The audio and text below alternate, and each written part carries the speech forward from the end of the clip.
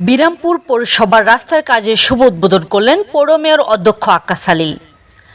দিনাজপুর থেকে আমাদের প্রতিনিধি S M Masud Rana desk report.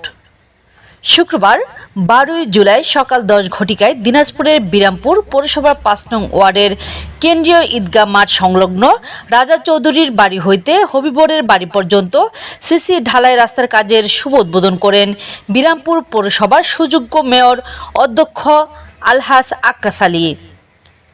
এই সিসি ঢালাই রাস্তার নির্মাণ কাজটি শেষ হলে এই এলাকার সকল মানুষের দীর্ঘদিনের যাতায়াত ব্যবস্থার যে অবস্থা ছিল তা সমস্যার সমাধান হবে বলে জানান এলাকাবাসী।